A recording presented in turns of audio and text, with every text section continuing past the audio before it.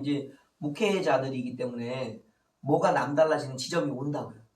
이 평신도 때는 유치원 가 보세요. 고만고만해. 막 놀고 막 싸우고 하는데 그냥 수준이 고만고만하거든요.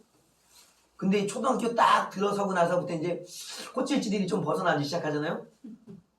이제 그 표현들이 있어. 이제 무슨 3학년, 4학년부터 이제 무슨 표현을 하죠? 저학년, 고학년이라고 얘기하나요? 고학년? 그렇게 표현하죠? 이제 6학년을 기점으로, 총 6년을 기점으로 3년을 나누어서 저학년 때, 고학년 때 이렇게 나누잖아요? 고학년 딱 되면 티가, 이제 제법 벗어나. 초등학교 때 중학교 가잖아요? 이제 좀 이렇게 뭔가 좀 또 달라지고. 고등학교 가잖아요? 확연히 달라집니다. 대학교, 직장생활 가봐요? 그 때마다 우리가 커리큘럼을 정해놔서 이제 그때를 이제 변화들을 하는 건데, 영적인 것도 똑같아요. 우리 일상이. 왜냐면 우리가 뭐를 우리가 창작해내고 뭔가를 우리가 창조의 영역에서 막 얻어내고 막 하는 것 같지만요, 우리는 솔직히 말해서 발견이라고 우리는 보는 게 맞아요. 왜냐면 하나님이 지으신 모든 영적 세계에 빛이 있으라 한 그 말씀 안에서 우리는 돌아가는 거예요. 그 빛이 뭔지도 우리는 아직 풀지도 못했어. 요즘에 이제 저도 이제 물리학, 천문학 이런 데 관심이 저도 막 옛날에 가초기에 관심이 있다가 너무 용어가 어려워. 재미도 없고. 그래서 이제 접었다가 그걸 인문학의 관점이나 아니면은 이렇게 좀 이과 계열과 문과 계열이 달라요. 이해도가. 근데 이제 그걸 문과 계열로 이해하는 사람들이 없었어. 전부 다 전문 분야니까 이과 계열들이 자기들의 이야기를 다 풀어갔었거든요. 그러니까 굉장히 알아듣기 어렵다고요. 전문가니까. 근데 문과 계열 학생들이 그 입장들을 바라보고 하는 해설이 있어요. 해석이. 쏙쏙 들어옵니다. 난 문과잖아요. 그러니까 이과 설명은 잘 안 들어와. 문과적인 표현을 하면 쏙쏙 들어오는데 오 하면 뭐야? 성경과 굉장히 일치되는 지점들이 굉장히 많아요. 그러니까 우리가 여러 부분들을 한번 살펴보면서 이제 새롭게 이해할 때가 와요. 이제 우리가 목회자이기 때문에 고만고만한 때가 아니라 하나님 때가 되면 소식을 듣게 하시는 여러 가지 소식을. 정치, 경제, 문화, 아니면 천문학, 뭐 여러 가지 과학 기술들 별 얘기를 다 듣게 하신다고. 그게 이제 뭐가 달라지는 때인가? 이제 애들이 학교를 이렇게 바꾸어가는 것처럼 목회자들도 목회 수준이 달라져 간다. 달라져 가는 거예요. 예. 그래서 이제 그 목회자의 수준을 아는 것은 무엇인가? 아까 얘기했듯이 교회에 흐르는 은혜와 상태예요. 그걸 보면서 이제 알 수가 있는 거예요. 그리고 우리가 이제 그 교회를 대략 알 수 있는 것. 주일 예배를 드려보면 돼요. 몇 번을. 한 달 정도. 그리고 이제 그 담임 목회자와 그 부목회자를 보면 그 교회의 지적인 상태를 알 수 있어. 이제 설교 속에 그게 넣어져 나오고, 교사들이잖아요. 목사와 이제 목회자들이 목사와 교사잖아요. 주된 역할들이. 그러니까 그 가르침을 들어보면 이제 상태를 금방 안다.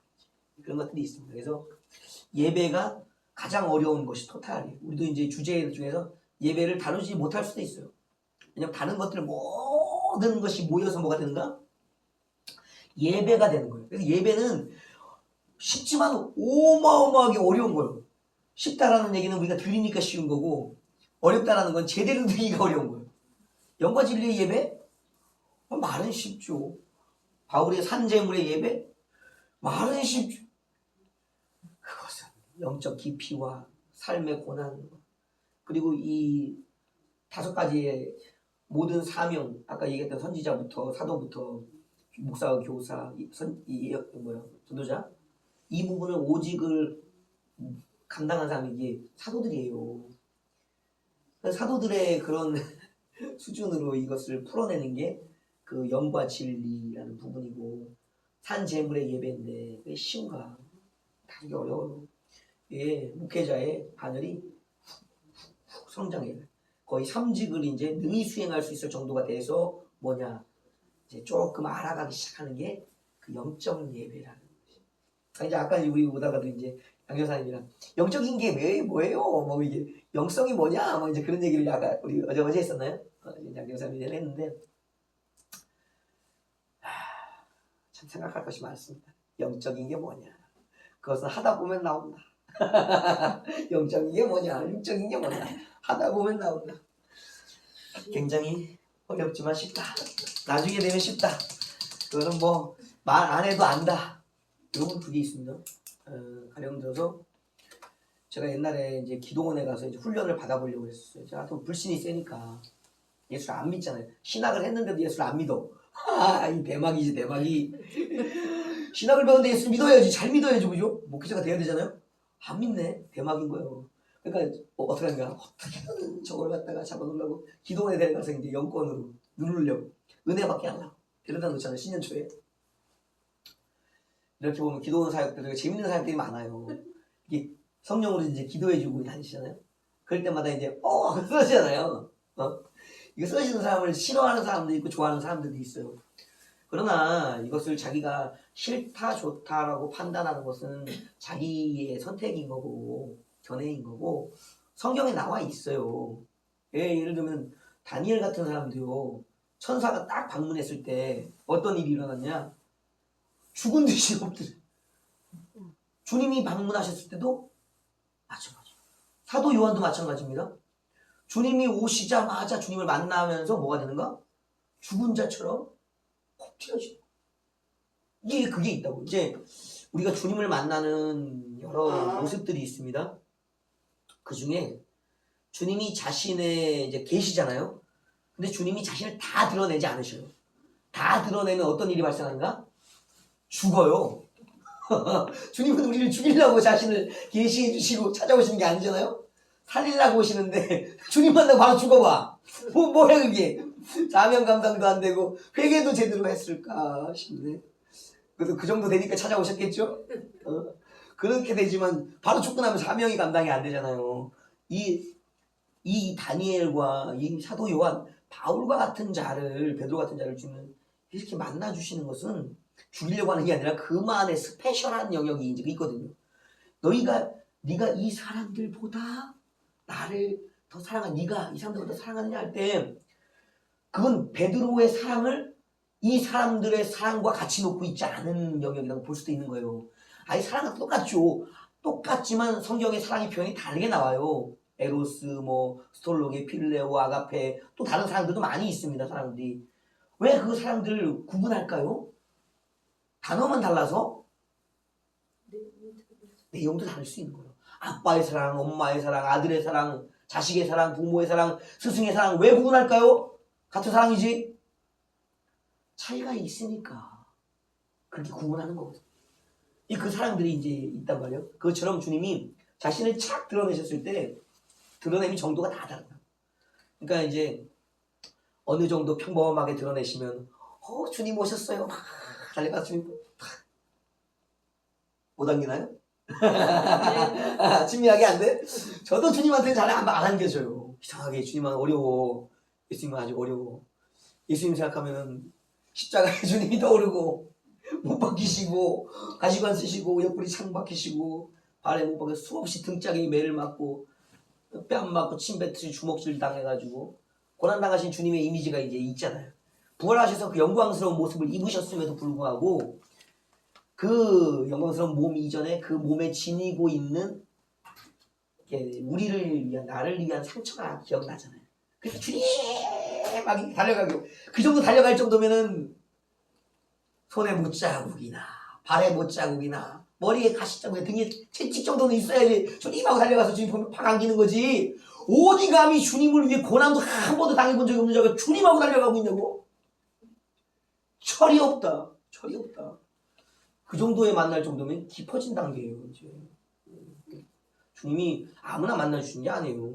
성경에 예수님을 본 자들은요 몇몇 없어요. 그러니까 예수님 만나기 어려우니까 누굴 보내주신 거예요? 성령을 보내주신 거예요. 성령은 우리가 만나기 좀 편해. 물론 성령도 성령의 거룩함을 확 드러내고 권능을 드러내면 우리가 떨겠죠. 그러나 성령은 성품 자체가 돕는 분으로 이제 여성성의 어떤 돕는 배필이 하와에게 부여되어 있는 거잖아요. 돕는 배필의 영역이. 그러니까 우리 돕기 위해 오신 분인데 부드러우신 분이야. 그러니까 이제 막 강한 힘으로 막 힘은 강하시나 되게 섬세하게 일하시나. 우리가 있어도 그게 대하기가 어렵지 않은 거야. 아버지를 만난다? 구약 자체, 성경 자체에 별로 없어. 배우기가 더 어려운 거야. 창조주를 감히 어떻게 대하냐고. 이제 그런 것들이 뭐 하다 들기도 또 막 하고 있냐 또 하여튼간에 영성이라는 것은 그렇다.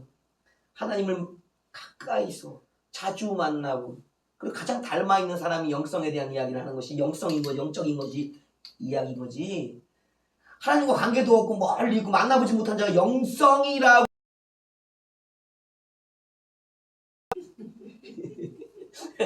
하여튼간에 그런 거예요. 그 정의가 중요한 게 아니라 하나님과의 친밀한 관계, 얼마나 많이 만났는가. 나랑 가장 친한 사람 누굴까요? 내 아내죠. 나랑 가장 비밀을 많이 공유하고 있는데, 가장 많이 만났는데, 내 부모죠. 날 낳았는데, 키웠는데, 내 형제들이죠. 나랑 맨날 두드려 패고 싸우면서 그냥 컸는데, 가까이 있는 사람이 하는 거지. 영성을 뭐 어디 정의를 누가 철학자가 와서 정의한다고 그게 나에 대한 영성이 정의겠어요. 영성은 하나님을 가장 만난 자들이, 깊이 만난 자들이, 많이 만난 자들이 할 수밖에 없는 거예요. 그런 자들은 또 말도 안 해. 기도하세요. 말씀 보세요. 주님 뜻대로 사세요. 이러지. 와, 하여튼간에 이렇습니다. 이제 두 번째 이제 우리가 나눠야 될 것은 전도에 이어서 교회가 뭘 해야 될까라는 부분이에요. 교회가 해야 될 부분은 전도를 하는 부분도 있어요. 그러나 또 다른 부분 뭐가 있을까요? 가르침. 그렇죠. 이게 그 표현을 일단은 넓은 의미로 한번 표현하자면 양육이라는 표현으로 이제 할 수가 있어요. 아까 말씀하신 가르침도 저 양육의 영역 속에 이제 집어넣을 수가 있겠어요. 전도 다음에 해야 될 것, 이제 그 양육이라고 이제 우리는 이제 보는 것이 좋은데 왜 그러냐면 아까 전에 말씀드렸다시피 우리의 전도는 영권으로 하는 전도가 대부분 아니에요. 이제 간단한 복음 전도, 영접에 대한 시인, 그러니까 교회 갈래요라는 정도의 시인 정도, 동의 정도를 받아내는 것이 우리 전도의 대부분이고 전도지 전도가 진짜 대부분이거든요. 그 순간에 예수님을 영접했다, 성령을 받았다, 자기 질병이 고치면 귀신이 떠나가는 이런 전도까지 하기가 솔직히 쉽지 않아요. 만나보세요. 잠깐만요. 그럼 바빠요. 가지. 그 시간에 그러면은 바빠 가는 사람 잡아놓고서 막 해. 그건 나중에 문제가 심각하게 될 가능성이 높습니다. 언성이 아까 높아지는 경우가 있다든가 오히려 너 같은 놈 때문에 예수 안 믿겠다는 사람들 반론도 막 나오는 무례하다느니 막 그런 얘기를 하는 사람들이 굉장히 많이 생길 수가 있어요. 그렇기 때문에 전도가 쉽지 않아요. 그래서 짧은 시간에 해야 되니까 막 여러 전도법들이 나오잖아요. 그런 전도법들이 많이 나오는 게 뭐냐면 세태가 하나님의 말씀, 복음을 듣기에 여러 가지가 이제 어려운 거예요. 그 거부감이 있으니까. 왜? 그 안에 이 귀신이나 마귀, 사탄들이 불신을 이제 끌어일으켜서 거부하게 하기 때문에 이제 방법이 뭐냐? 짧은 시간에 그 사람에게 가장 핵심적인 것을 전해줘야 된다. 그래서 우리가 말을 못하니까 전도지를 주는 거고 이런 식이 되어지는 거예요. 전도지만 안 받으니까 물품이 같이 가는 거고. 그렇습니다. 그렇게 해서 데려다 놓은 상태가 초신자. 여기도 마찬가지로 우리가 육하 원칙을 한번 적용을 해서 첫 번째 누가? 두 번째 언제? 세 번째 어디서? 자, 무엇을 5번째 어떻게 할까? 어떻게? 여섯 번째 왜 할까? 실판 배분을 좀 잘못했는데 좀 이렇게 당겨야 된다는 최대한 안에도 우겨 넣어서 써보겠습니다. 우리가 전도대에서 오신 분들이 이제 교회의 시작이에요. 우리가 지금 같은 경우는 이제 교회가 20년이 됐잖아요. 20년의 세월을 지나면서 시간을 무시 못해요. 왜냐면은 매일같이 주일 예배만 드렸어도 1년이 52주죠? 1년이 52주? 52주. 이 주일 예배만 우리가 1년에 52번을 드린다. 근데 여기서 보통 그렇게만 드리는 게 아니라 수요 예배와 금요 예배가 있죠? 이게 수요, 금요. 또 뭐가 있습니까? 새벽 예배가 있죠? 새벽 예배. 구역 예배가 구역 예배가 있네. 잠깐만, 많다. 또 뭐가 있죠? 영성 기도회가 있죠? 월요일마다 영성 훈련 이게 주마다 한 번씩 하죠. 또 여기에 뭐 하는가? 저녁 기도회가 매일 있죠. 저녁 기도회. 52주에 52, 53. 계산이 안 되네. 아이고야. 한 주만 해도 6번의 새벽 예배와 주일 2번의 예배 8번, 그리고 영성 훈련 9번, 저녁 구역 예배 10번, 저녁 기도회 6번, 16번. 적어도 아름답게는 이 16번, 한 주에 16번의 예배를 드린다. 빡시죠? 일주에 16번의 예배를 드려. 그러면 곱하기 52네. 그러면 얼마요? 계산 못하겠네. 나 수학이 약해. 나 문과생이에요. 죄송합니다. 832번? 예. 1년에 832번의 예배를 드리는 교회예요. 20년간 곱하기 20 하면 8,000이네. 8,300번 따블이니까 16,000, 7,000의 예배를 드려온 거예요. 내공이 있다. 믿음의 내공이 있다. 그러니까 지금 우리 교회의 상태를 표준 삼으면 안 돼요. 왜냐면 우리 교회는 이렇게 기도하는 게 평신도도 2시간 기도를 하거든요. 특별 기도회 때는 3시간씩 해. 6,800인데. 어? 6,800. 6,800? 그래요? 아유, 죄송합니다. 이렇게 계산할게요. 이렇게 우리는 많은 시간을 예배하고 있다. 그리고 이것이 교회의 보편이라고 생각하면 안 돼요. 대부분 52주의 신앙, 주일 신앙, 그것도 저녁 예배 안 드리고 그냥 낮 예배만 드리고는 52주. 저녁 예배까지 드리면 이제 104번이 되겠죠, 이제. 그런 부분은 되겠지만, 근데 그 예배에 들여갖고 어떤 양육 성장이 일어난다? 조금 어려워. 그러니까 우리가 양육의 대상자의 상태를 알아야 돼. 이제 누가 양육하는가와 누가 양육을 받는가, 누가를 나눌까요? 무엇을 나눌까요? 누가를 나누겠네. 그러면 양육의 주체와 양육을 받는 자를 구분해야 되겠죠, 그죠? 그러면 일단 양육의 대상자, 누가 양육을 받는가? 대상자. 초신자야, 초신자. 우리가 지금 우리 교회의 상태, 이렇게 17,000번의 예배를 드린 사람이 성도라고 생각하는 게 우리 관념인데 되게 기대치가 높은 거예요. 저 정도는 해야지. 이게 아니라 아무것도 모르는 사람, 그냥 예수가 누군지도 모르는, 심지어 성령 안 받은 사람들, 하나님이 누구신지도 모르는 사람들이 믿음의 사람들이라는 이제 이 영역 안에 들어와 있다라고 생각합니다. 그러니까 우리가 목회자가 된다는 것은요, 가장 어려운 작업, 그러니까 초등학교 교사 같은 수준, 그런 마음으로 누구를 대해야 되는가? 성도들을 대해요. 그러니까 성도를 바라볼 때 이렇게 높은 수준을 가지면 안 돼. 힘들어. 왜냐면 요만한 애기들 보고 뭘 할 수가 있겠어요? 겉은 어른이지. 그러나 영적이나 삶의 독성은 굉장히 애기 같다. 어린아이 같다. 그러니까 우리가 초신자를, 대상자를 생각할 때는 누구로 생각한다? 어린이. 영적 어린이로 생각해야 된다. 그러니까 목회자들이 항상 이걸 잊으면 안 돼요.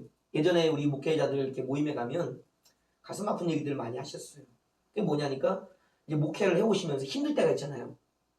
그럴 때 이제 화가 쌓이는 거야.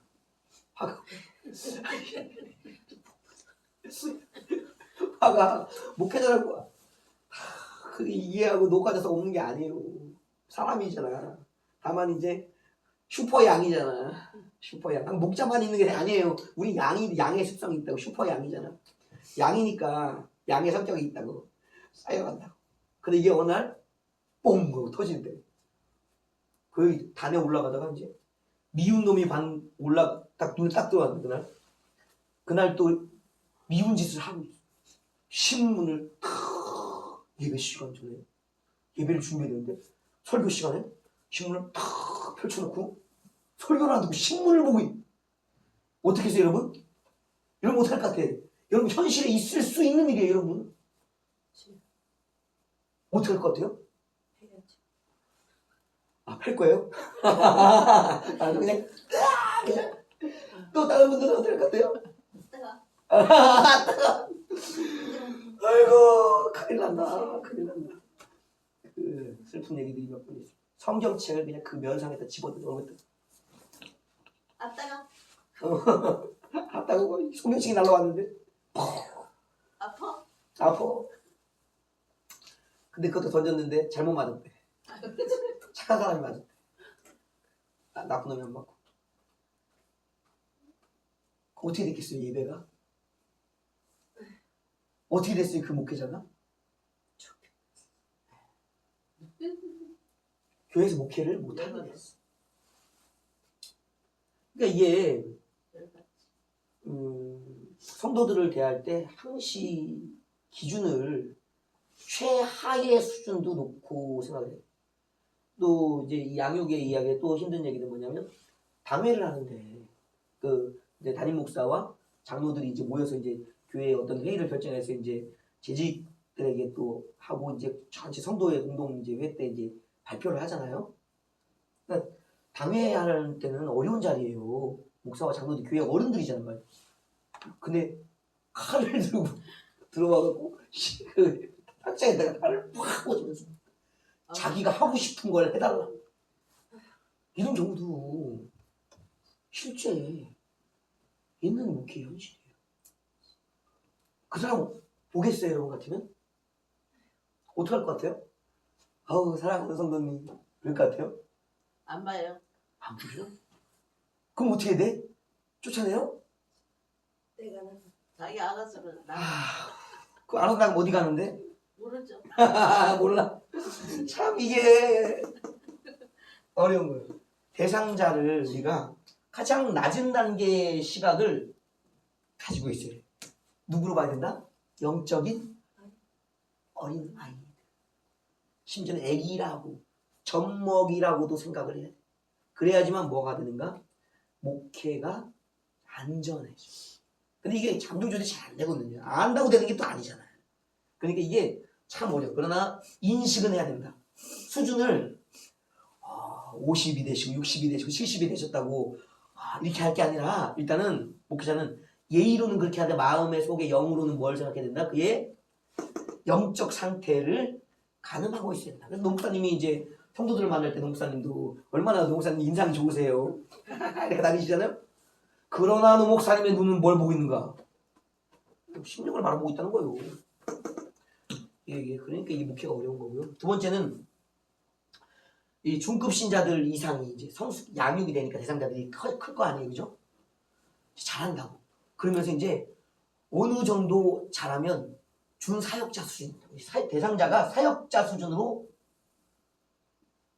성장한다고.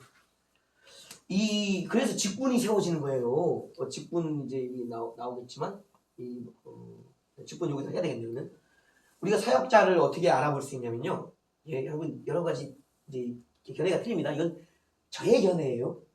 이게 뭐 다 그렇게 생각하시면 안 돼요. 저 사람은 그렇게 생각하는 걸 생각하시면 돼요.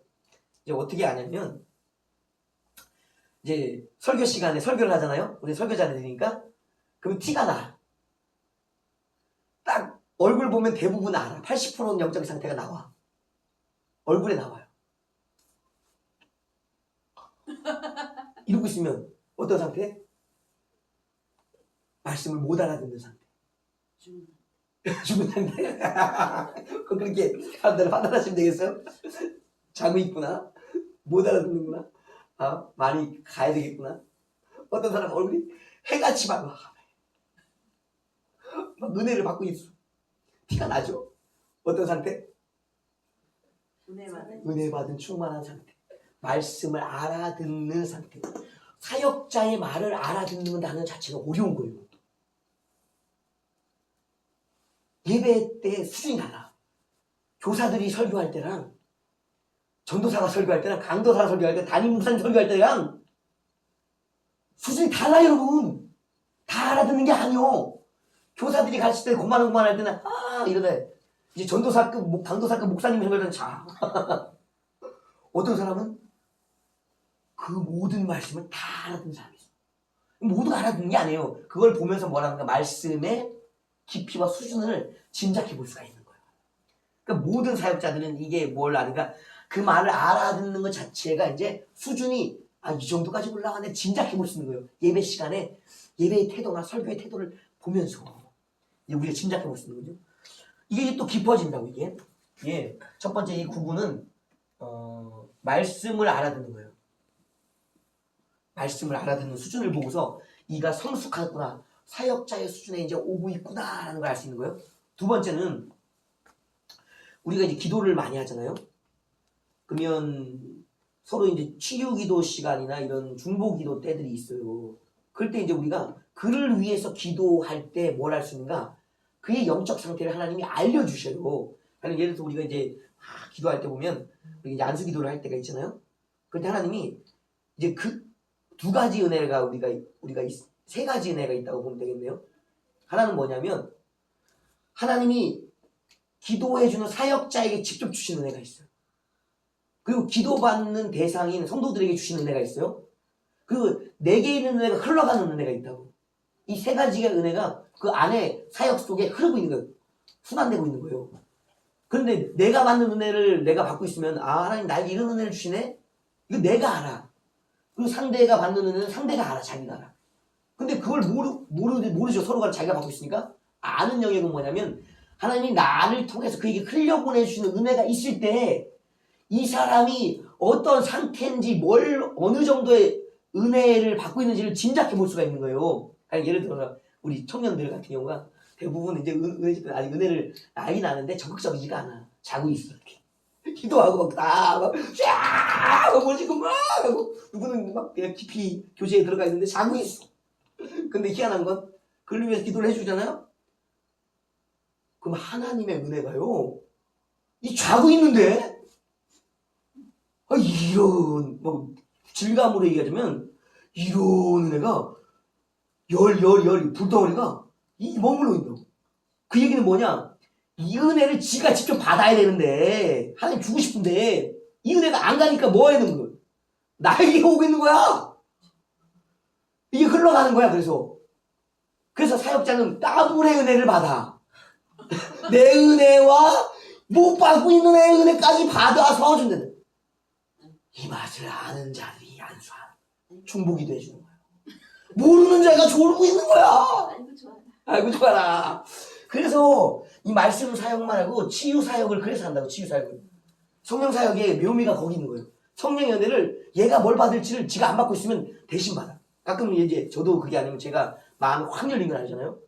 제게 주시는 단계의 말씀들이 있어요. 제가 여러 가지 말씀들을 하고 방언을 하지만 다 통역되는 게 아니에요. 제 방언도 제가 어느 정도까지 하다 못 알아듣는 방언을 저도 막 한단 말이에요. 그거는 내가 뭐냐면 그것을 내 영이 하는 것을 알아듣고 실천할 정도의 수준이 아직 영이 안 되는 거예요. 그러니까 내가 하면서도 못 알아들어. 더 깊은 단계 더 못 알아듣겠죠? 그러니까 어른들이 주시는 나에게 흘려주실 은혜가 있다고. 왜냐면 내가 애들한테도 그걸 느끼듯이 어른들도 나에게 기도해 주시면서 느끼는 게 있다고. 제가 못 받는 게 그들에게 머무는. 그때 보세요. 원장님들 기도할 때 내 머리 잡고 나는 아무것도 없어. 똑같은 현상이 내가 이들에게 하는 것과 똑같은 거예요. 내가 그 은혜를 받을 만큼 내 마음이 열려지지 않기 때문에 그런 느낌에서 막 하는 하는 거예요. 이러고 있다고. 여러분 아셔야 돼요. 여러분을 손을 얹은 자가 막 이러고 있는데 여러분 아무것도 못 느껴. 내게 주실 은혜를 못 받고 있는데 그에게 머물러 있는 거. 이 해석을 해야지, 해석을. 그러면 그분들은 이제 짐작을 하시는 거지. 어떠한 단계에 와서 사역자로서 다듬어져 가고 있구나. 초신자를 벗어났구나. 짐작해 볼 수 있는 것이 있다. 은혜들이. 그래서 이제 이것이 있고, 또 하나는 이제 사역을 하다 보면 이제 공유되는 것이 있어요. 공유되는 은혜가 있어요. 이게 뭐냐면 여러분 저도 초기에 이제 훈련 받을 때 지금도 그래요. 누구를 위해서 기도해 주면 힘이 쭉 빠져요. 이것이 막 어마어마할 것 같잖아요. 실제 기도해 줘 보세요. 한 2명, 어떨 때는 1명 기도해 주면 힘이 쫙 빠져. 우울감과 허탈감이 막 밀려오죠. 좀 전까지 막 은혜가 충만하고 믿음이 충만했는데 왜? 여러분 이거 실제예요. 여러분 영역은 실제 힘이라고. 이거 들어보세요. 안 들려. 끌어보세요. 힘 빠져. 영적인 거 똑같은 거예요 여러분. 주상이 아니라고. 실제라고. 영적 세계는 실제라고. 힘이 빠져. 3명이죠. 이제 좀 늘어나. 10명을 해줘도 좀 괜찮아. 이제 좀 충전하면서 또 기도하면서 채워가지고 또 해. 이제 50명을 해도 괜찮아. 이런 양도 늘어난다고. 근데 내가 늘 50명을 할 수 있는 게 아니에요. 상태에 따라 다르고 어느 날 나에게 충만하게 안 주실 때도 있어. 왜냐면 마귀가 방해하니까 못 받을 때도 있잖아요. 그럴 때는 내가 10명밖에 못 해줄 때가 있다고. 근데 해줄 사람은 아직 40명이 남았네? 근데 뭘 느끼냐면 힘이 이제 빠져서 어떡하지? 하고 그래도 기도는 해줘야 되니까. 누구는 해줘? 성도 희한해. 기도 안 해주면 삐져. 누구는 기도해 주는데 왜 난 안 해주냐고 삐져. 힘들어도 해줘야 돼. 그런데 힘이 한없이 나도 주여 도움을 구합니다.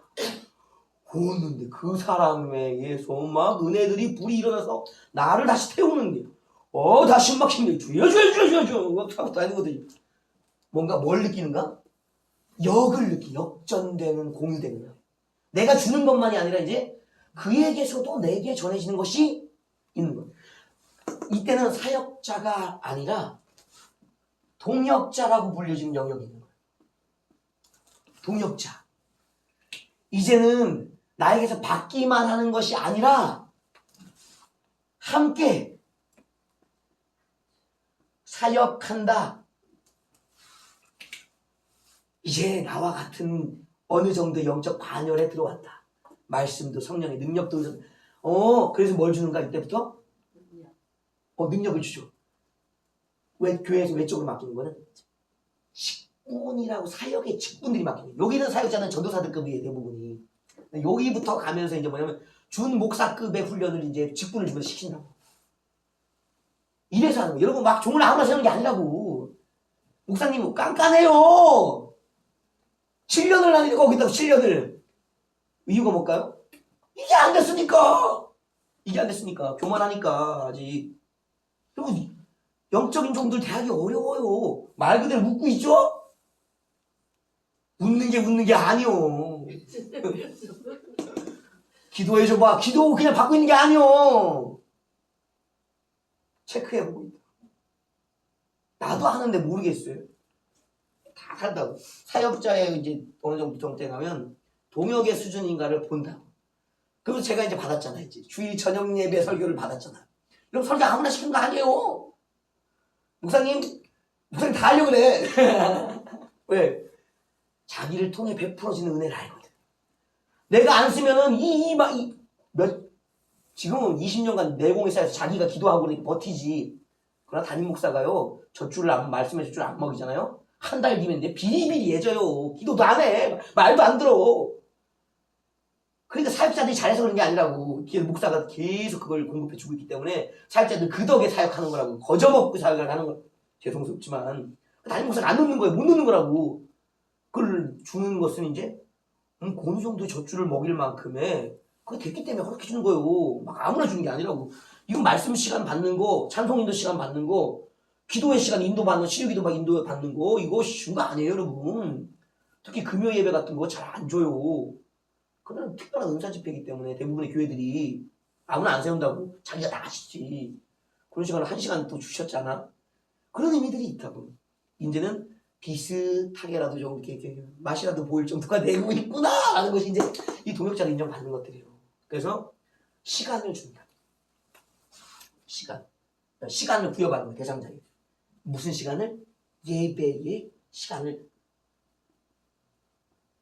부여받아. 예배 위원으로의 어떤 자리들을 하나씩 주면서 통해 예배를 맡기기도 한단 말이에요. 그러니까 예배 인도자가 돼야지 이제 뭔가 담임 목회자로부터 너는 이제 예배자로서 동역자의 수준에 맞다라고 인정받는 거야. 그 전까지는 아니야. 교만하지 말라고 담임 목사님들을 엄청나게 깐깐하게 보고 있다. 대상자들을 우리 기억해야 됩니다.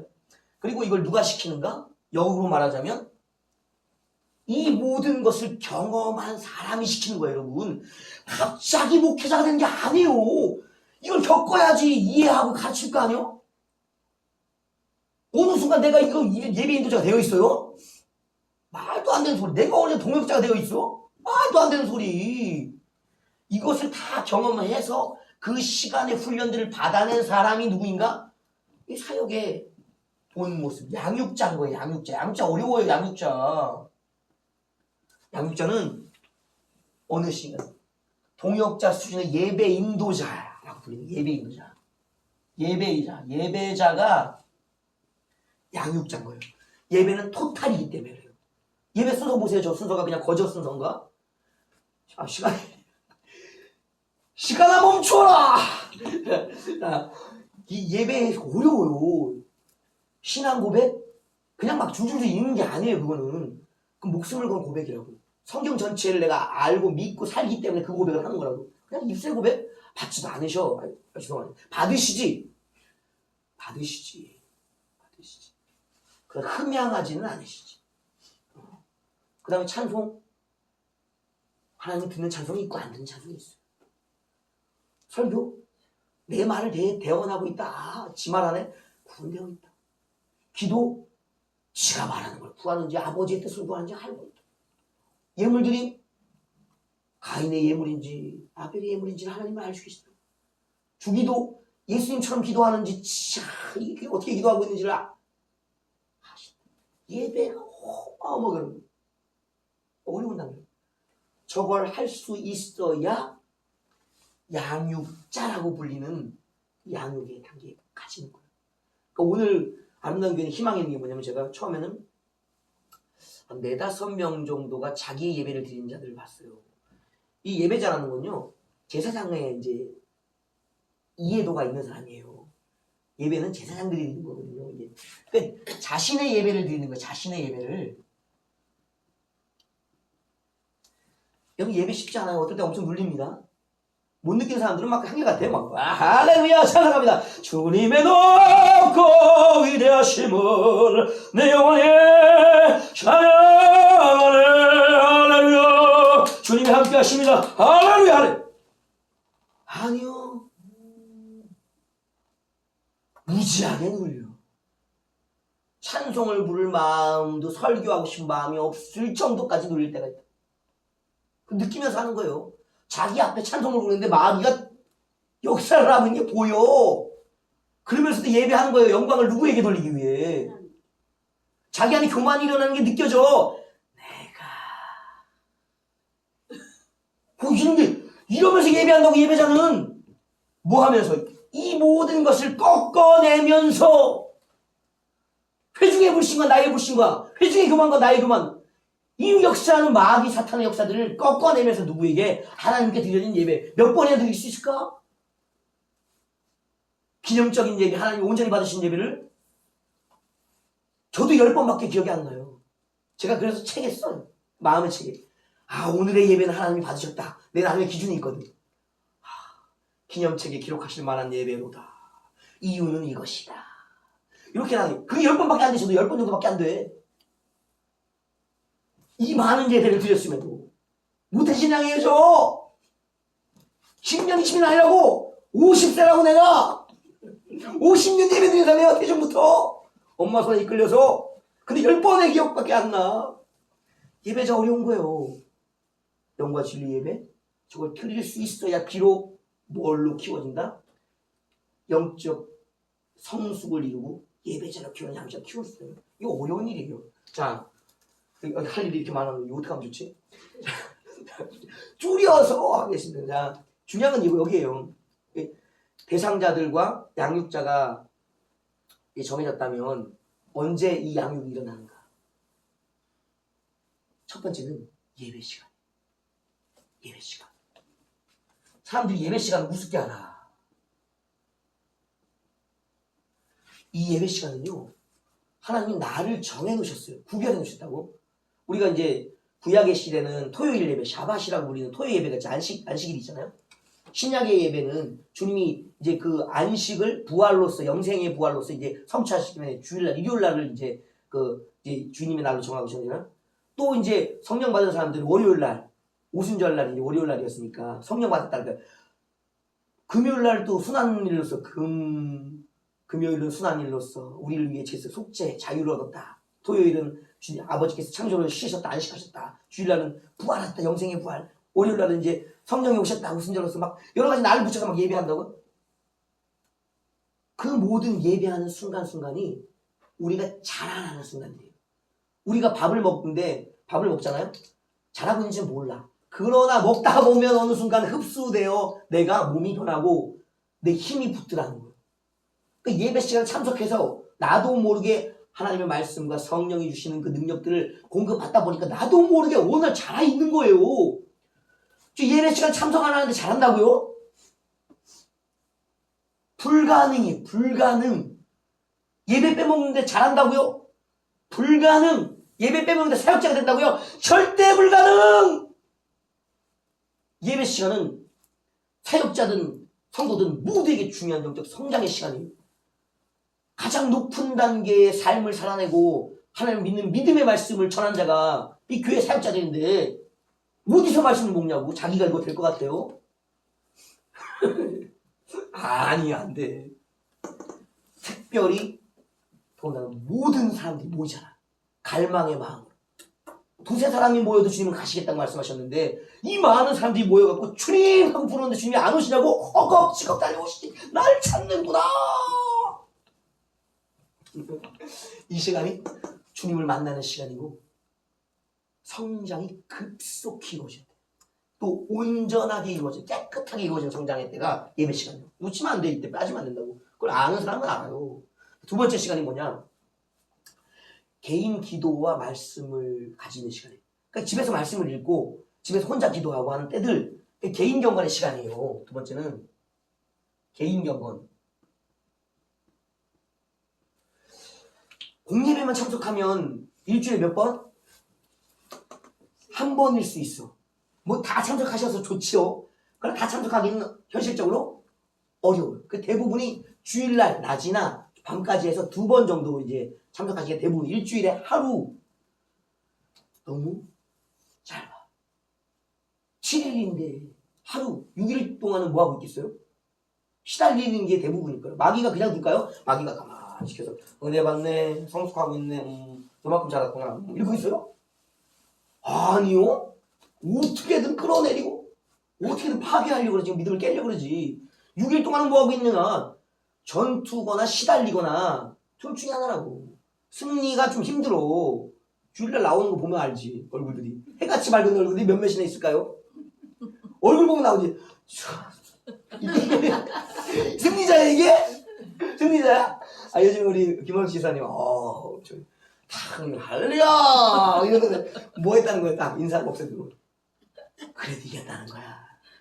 할렐루야가 아무나 나와. 얼굴이 그 증명하는 거예요. 개인 경건이 되어 있는 거예요. 삶에서도 지속적인 은혜를 받고 있더라. 하루만 받는 게 아니라 매일 받아야지. 밥 하루만 먹어요? 주일날만 먹어? 매일 먹고 간식까지 먹는데 개인 경건이 필요한 거예요. 그러니까 개인의 말씀과 기도 생활이 반드시 필요해요. 사도들이 그래서 뭔가 말씀과 기도에 전념하리라고 했거든요. 사도들도 말씀 기도에 전념한다고 그랬거든요. 비밀을 알기 때문에. 그들도 공예배가 있다고. 공예배 외에 개인 경건의 시간을 반드시 가졌다고요. 이것이 바로 우리의 비밀이에요. 언제? 매일. 그래서 교회가 뭐 하는가? 매일 저녁마다 기도하고 새벽 예배 드리고 부정 예배 드리고 영성 훈련하고 수요일 예배, 금요일 예배, 주일 예배 막 드리는 거예요. 왜? 일주일을 그렇게 은혜의 시간들로 교회가 채워주는 거예요. 못 따라오면 어쩔 수 없지만 이건 목회자의 헌신이라고. 이렇게 예배하는 게 쉬울까? 어렵다. 여러분 해보세요. 담임 목회자 해보세요.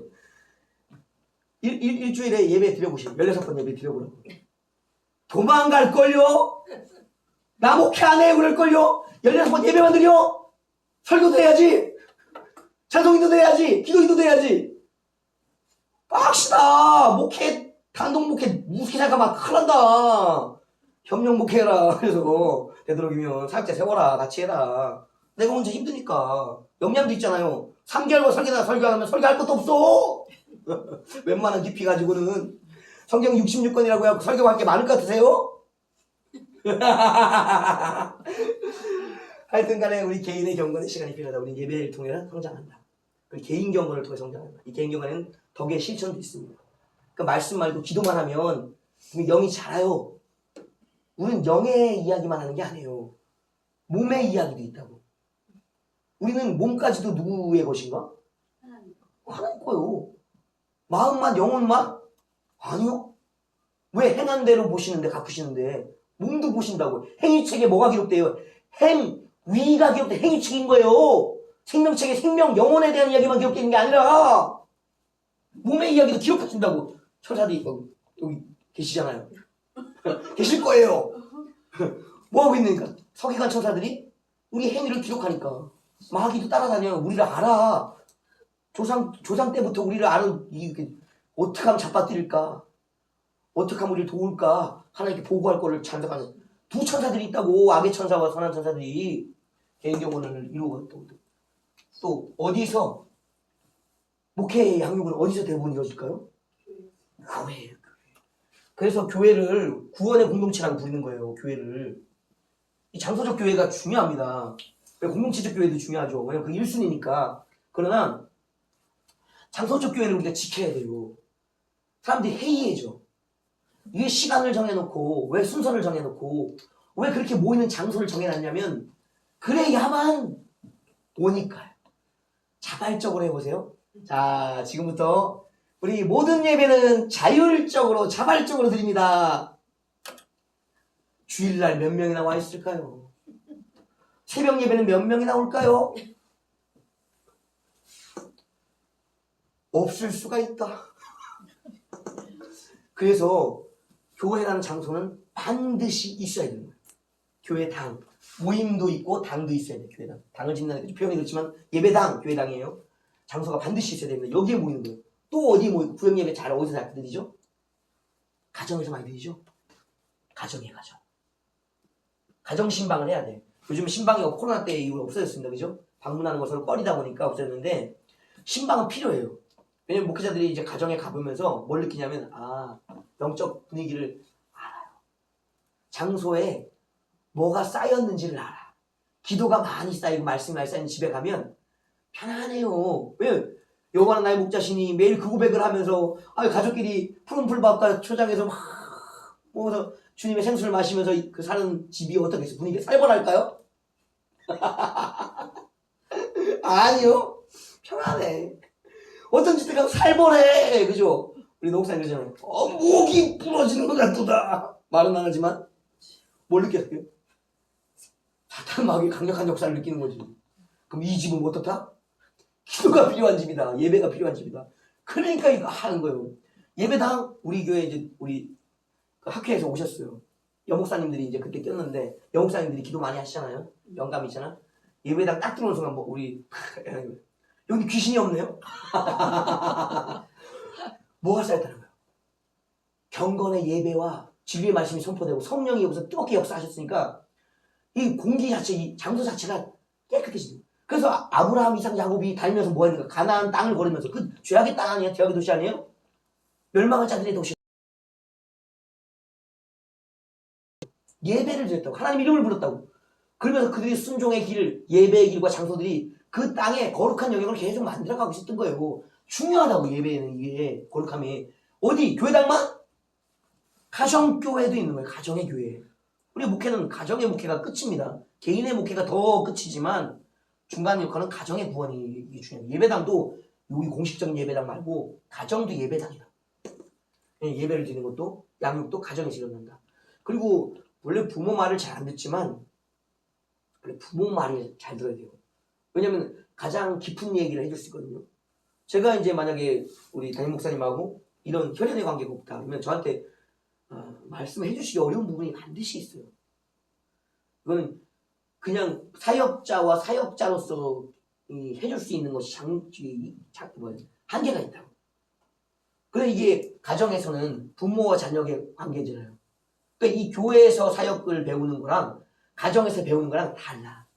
방법도 다르고 내용도 달라.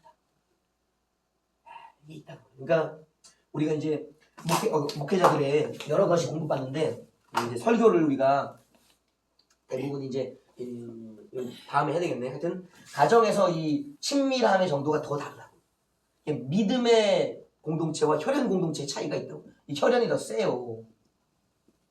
혈연이 더 세. 혈연이 피가 가기 때문에 팔은 안으로. 그래 가정에서 자기가 양육을 잘 받아서 가정 먼저 세워야 돼. 그래서 교회 지도자들, 장로, 감독에 대한 이야기들 보세요. 뭘 만든가? 가정의 이야기, 자격을 달고 있어요. 믿음의 자녀들을 둔 자요, 부모의 말을 거역하지 않는 자녀들을 양육한 자들일지니 그래야지만 교회를 다스릴 수 있는 자들일지니 하는 이 이야기가 이 가정의 이야기예요. 그러니까 가정사를 잘 다루는 애는 교회를 잘 목회할 수 있다. 그러니까 이게 가정의 인정을 받는 것이 중요한 거예요. 그러니까 내가 키우지 뭐 누가 키우겠어, 그죠? 이게 쉽지 않아요. 하여튼 양육은 가정교육이 신앙교육도 가장 먼저다. 아브라함도 부르심의 이유가 가정교육을 위해 부르셨던 거예요. 믿음의 가정을 세우기 위해 중요한 것입니다. 무엇을 가지고 양육할 것이냐, 시간이 없으니까 아까 얘기했듯이 복음의 본질, 우리가 죄의 문제를 벗어나는 길은 예수 그리스도예요. 예수 그리스도. 그리스도가 누군지를 명확하게 알려줘야 돼요. 이 명확한 예수 그리스도가 누군지만 알면 위대한 전도자들과 위대한 사역자들이 탄생하는 거예요. 바울은 그것을 정확하게 자기가 내가 예수 그리스도에 대한 비밀을 알았다. 그걸 알고 나니까 모든 것을 버렸다. 그러니까 그 예수 그리스도에 대해 깊이 알았기 때문에 뭔가 성경에 누구보다도 탁월한 전도자, 사도가 된 거예요, 여러분. 그리스도 안에 모든 게 다 들어가 있어요. 이 예수 그리스도 안에. 왜? 살아계신 하나님의 육화, 성육신이기 때문에. 성육신의 비밀은 말할 수 없는 일. 그냥 몸을 입으셨대가 아니에요. 몸을 입으신 이 놀라움의 역사가 예수 그리스도 안에 숨어져 있다고. 그러니까 이게 죄사함의 자유. 죄사함은 다른 말로 하면 이 땅을 천국처럼 누리는 자예요. 이 땅에서 하나님의 권세를 사용하는 거예요. 이게 다 들어가 있어요, 이 안에. 권능이. 그러니까 예수님의 사역을 한번 보세요. 예수님이 하나님을 믿는 이 모든 것들, 그러니까 죄가 없으시잖아요. 그러니까 그가 사용할 수 있는 권능이 무제한이야. 무제한. 무리를 거는. 물을 누가 걷어요? 누가? 몸을 입은 사람 누가 어떻게 걷냐고. 그 무리를 걷을 때 그 몸 자체가 뭐예요? 능력으로 변화된 몸이라고. 능력의 몸이라고. 베드로도 잠깐 맛봤죠? 예수님 저도요. 그래, 너도 걸어라. 그러니까 그때 권능을 힘입고 뭐예요? 무리를 걷는 믿음이. 몸 자체가 권능의 몸을 경험할 수 있다고. 사람이 무리를 걷는다고. 변화의 몸. 변화산에서 그 누가 빨래를 했는고 빛이 나는 옷을 예수님이 빨아갖고 입었어요. 즉시 휘어진 거예요. 이 영광이 얼마나 거룩한지 옷 자체도 그 거룩함에 변화되는 정도의 변화의 몸, 변화체라고 그게 신부들의 몸이라고. 그걸 보일 수 있는 권능이 예수님 살속에. 왜?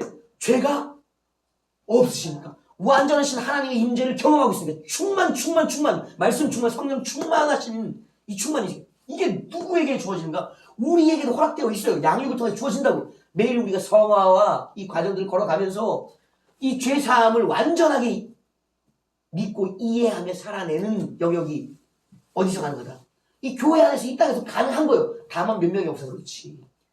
그 예수님의 표본이라고. 어디까지 양육되어져야 되는가? 예수님처럼이라는 표본이에요. 그럼 두 번째는 무엇을 가르쳐야 되는가? 두 보혜사가 있다고 우리에게는. 두 보혜사.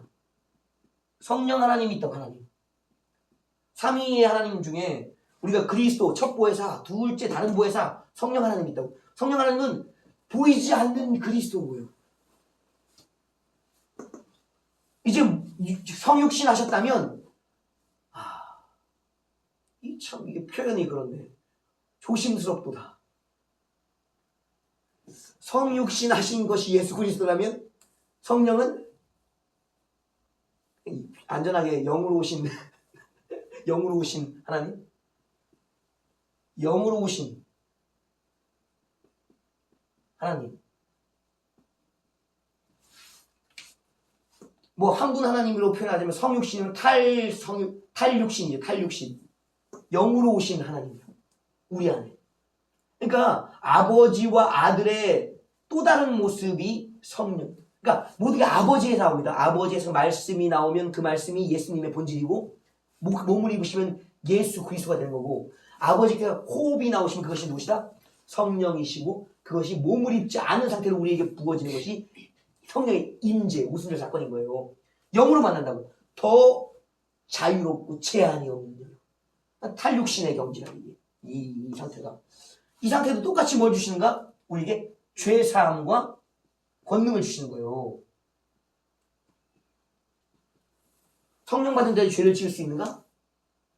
원래는 없어요. 하나님의 거룩하신 너희도 거룩하라는 그 말씀이 여기 들어가 있거든요. 그러니까 율법조차도 넘어서 있는데 율법은 죄인들을 위한 법이라고 말씀하고 계세요. 그러니까 그 모든 규정이 뭐냐? 죄를 짓는 자들에게 죄 짓지 마. 죽어. 이건 죄야. 하나님이 싫어하시는 거, 미워하시는 거야. 심판받아. 하는 걸 알려준 게 율법이라고. 율법은 죄인들을 위한 거예요. 그러니까 성령 받았는데, 권능 받았는데 죄를 지어요? 아니요. 율법이 필요 없는, 율법을 넘어서 있는 거예요. 자유한 자들이라고 불리는 영역이 이 성령 받은 자들의 영역이에요. 죄를 지을 수 없는 영역이에요.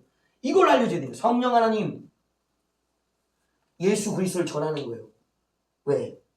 이 결과가 하나님 앞에서 살아가는 자들을 만들어내기 때문에. 세 번째가 마지막 아버지, 성부 하나님. 성부 하나님을 알게 하는 거예요. 그 제사장의 이마에는 뭐가 써있나요? 여호와께 성결. 여호와 앞에 깨끗함. 하나님이 보시기에 깨끗함이라는 걸 이마에 항상 달고 있다고. 그 삶을 뭐 코람데오라고도 이야기하죠. 동행이라고도 얘기하죠. 그러니까 이게 여러 가지 코람데오 뭐 이런 표현도 있으면 많이 쓰시죠, 그죠? 하나님 앞에서 살아가는 성결 그리고 동행. 그러니까 지금 이 땅에서도 교회를 통해 무엇한가? 이러한 단계를 맛볼 수 있는 거예요. 그러니까 저 문턱을 들어서는 순간 다른 존재가 돼야 돼요. 이걸 알려줘야 돼요. 이걸. 너희가 그리스도처럼, 너희가 성령 받은 자처럼, 너희가 하나님 앞에서 지금 서 있는 것처럼 뭐한다? 살아가는 자들의 사실을 계속 알려줘야 돼. 그리고 자기가 그렇게 살아야 돼. 이게 어려운 거예요. 이 양육이. 그래서 그러니까 결과적으로 무엇을? 하나님을 전해주고 하나님을 닮아가게끔 해야 된다. 어떻게 할 것인가? 어떻게 할 것인가? 이거는 하나님의. 바울은 아볼로와의 자기 비교에 있어서 나는 심고 아볼로는 물을 주었고 하나님이 자라게 하셨다. 양육은 결국 주체는 하나님의 하나님. 우리가 예수님이 말씀하신 씨 뿌리는 비유에서도 세상에 존재하는 사람들의 마음 상태 네 가지겠죠. 길가마같이 딱딱하게 말씀이 떨어지자마자 마귀가 물어가는 뺏어가는 사람들이 있고 돌짝밭에서 더 이상 뿌리를 내릴 수 믿음이 자랄 수가 없는 사람들이 있고 또 어떤 사람은 자라긴 잘하는데 세상 염려가 그냥 잔뜩 있어서 더 이상 열매 맺을 정도까지는 되지 못하는 사람들이 있다. 그런 반면에 아주 깨끗하게 정돈되어 있어서 뿌려지는 씨마다 30배, 60배, 100배 결실이 맺는 사람들이 있다고 하잖아요. 예수님은 그래서 뭘 하시는가? 그냥 말씀을 뭐한다? 생명의 말씀을 뿌리고 있는 거예요. 그것은 생명을 가지고 있기 때문에 누가 자라게 하시는가? 하나님이에요. 그 천국의 비유의 핵심은 뭐냐면 나도 모르게 자라는 것이 씨앗이었는데 풀이 되었는데 이것이 바로 나무처럼 되어져 커져요. 그게 이 겨자씨의 이야기잖아요. 그러니까 하나님이 자라게 해주시는 거예요. 결과적으로 우리의 모든 양육, 초신자, 사역자, 동역자, 그 예배자가 되고 마지막에 이 모든 것을 이룰 수 있는 다음 세대를 키워내는 양육자가 되어지는 모든 것은 누구의 주권에 있다? 하나님의 주권에 있다. 우리는 다만 뭐 하는 거예요? 다만 우리와 같은 직분을 감당하는 거예요. 직분은 아까 전에 사도적 직분 있죠? 그리고 또 선지자적, 그죠? 그리고 전도자적, 그리고 목사, 교사적. 이 안에 있는 의미들대로 말씀을 가르치는 자로서 그 삶을 본보이는 자로서 그리고 그리스도의 복음을 끊임없이 체험한 자로서, 그리고 오늘 어제 말씀이 아닌 오늘 지금 말씀하시는 레마를 전하는 자로서 사도적장 목숨까지 건 증인으로서 부활의 증인이에요. 다 이 단계들이 이런 것을 모아주는 거예요. 전해줘야 됩니다. 다만 이것이 그에게 적용되는 것은 누구의 몫이다? 그래서 영적 수준은 누가 결정하는가? 영적 수준, 최종 코스는 하나님이 결정하시는 거예요. 그래서 각 사람의 영역을 다 다르게 해놓으셨어요. 그러니까 우리가 누구를 보면서 부러워한다, 좋죠? 원래 부러워하면 또 안 돼. 왜냐하면 모두가 목표는 그리스도의 장성한 분량이라는 목표가 모두에게 정해지는 거예요. 그리스도 닮아갈 정도의 모든 분량은. 그러니까 누굴 부러워하는 것이 아니라 예수님을 부러워하고 저기를 해야지. 모든 자들의 목표는 어디니까? 예수 그리스도를 닮아가는 거니까. 예수님을 부러워하고 닮아가야지. 자꾸 누구를 자꾸 닮아가면 시기 질투가 난다고. 예수님 보고 시기 질투할 사람 아무도 없어요. 왜? 엄두가 안 나. 누가 예수님처럼 사역할 엄두가 나냐고. 항상 동경이지. 누굴 봐야 돼? 예수를 봐야 되는 거예요. 왜? 어떻게 읽고? 왜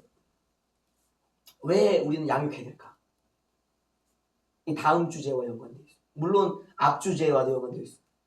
세상에 나 같은 자를 또 전도하고 만들어내야 되기 때문에. 이 전도를 위해서 첫 번째는 전도해야지만 전도자를 양육하기 위해서. 왜? 끊임없이 땅끝까지 구원의 복음이 이루어져야 되기 때문에 양육을 받지 않고 전도할 수가 없어요. 그러니까 전도자를 키워내기 위해서요. 두 번째는 뭘까요? 다음 주제. 전도가 쉬운가? 양육이 쉬운가? 항상 우리는 하나님만 생각하면 안 돼요. 마귀가 있어요. 영적 전투를 위해서. 우리가 영적 전투라는 부분. 마귀와의 싸움을 끊임없이 전제로 해놔요. 마귀가 언제부터 활동했다? 태초부터. 에덴 동산부터 우리가 처음 사람들이 하나님의 은혜 아래 있을 때부터 우리를 넘어뜨렸죠. 그 싸움이 계속됐기 때문에. 언제까지? 주님이 오셔서 그를 불못에 던지는 그날까지, 세상 심판 그날까지 이 싸움 계속됐기 때문에 이걸 놓쳐서 안 돼. 그러니까 영적으로 싸우는 자, 영적 전투자를 만들어내기 위해. 왜? 영적 전투 만들면 다 지옥의 백성들로 떨어질 것이기 때문인 것이고. 그래서 양육은 이러하다. 그리고 양육은 무엇을 길러내는가? 종말의 때에 양육이 있어요. 그것은 누굴 길러내는가? 세 번째, 신부들을. 이 신부라니까 이제 방송 듣는 분이 그럴 때 신부를 길러내는데 신부가 왜 여기 있죠? 가톨릭에 계신 거 아닌가? 가톨릭 신부가 아니라 예수를 신랑으로, 가톨릭의 신부가 아니라 예수를 신랑으로 고백하는 신부, 예수님을 기다리는 신랑을 기다리는 신부로서의 것들. 그리고 마지막 때에 뭐가 필요한가? 순교자의 양육이 필요하네요.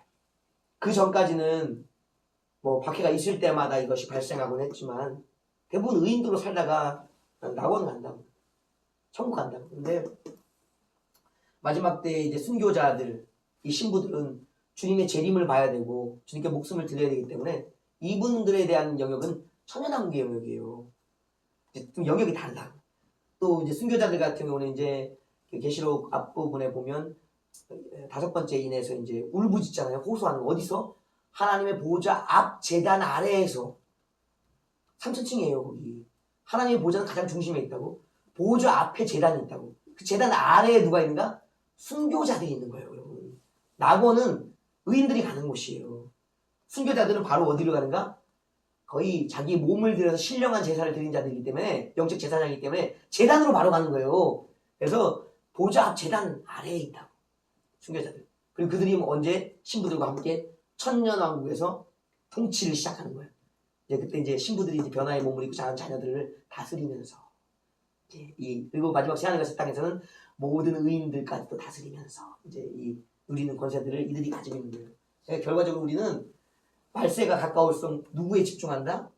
신부와 순교자, 그리고 영적 전도자들, 이 사명을 가지고 우리가 이제 양육을 해야 된다. 양육의 목표는 뚜렷합니다. 누구처럼 키워야 된다? 예수 그리스도처럼 키워야 된다. 예수 그리스도를 닮아가게끔 해야 된다. 그러면 끝난 거예요. 예수님에게 우리가 지도할 게 있어요? 없어요. 배워야지. 내가 키운 자가 내가 예수님처럼 되었는데 뭘 말이 필요 없어지는 단계, 교회에서 설교가 사라지는 단계, 그 단계가 이루어진다. 영적 예배자가 되는 것. 예수 그리스도와 같은 자신의 전 삶이 예배가 되어진다. 하나님이 기뻐하는 자다 라고 말하는 음성을 들을 수 있는 단계가 이 단계이기 때문에 그래요. 그러니까 우리가 이제 잘 알아야 됩니다. 그래서 무엇한가? 예배와 개인 경건을 끊임없이 교회에서 알려주어야 된다. 이 박해일 때는 무엇이 필요하기 때문에, 환란기 때는 가정 공동체가 될 수밖에 없고, 개인적인 사역, 개인적인 경건이 반드시 필요한 때가 오기 때문에 교회는 이 시간들을 뭐한다? 몸에 아주 주입시켜야 됩니다. 체화시켜야 됩니다. 자기가 하나님 앞에 스스로 예배하는 자가 될 때까지. 그렇습니다. 양육은 이렇게 정리를 해보겠습니다. 자, 끝나가요. 아유, 2분. 아유, 시간 오버됐지만 2분. 마지막 질문 하나. 없죠? 할렐루야! 질문 안 하는 게 은혜로다. 자, 마치고 식사 맛있게 하시겠습니다. 올라가세요. 감사합니다. 우선 전화 선자. 올라가시죠. 올라가세요.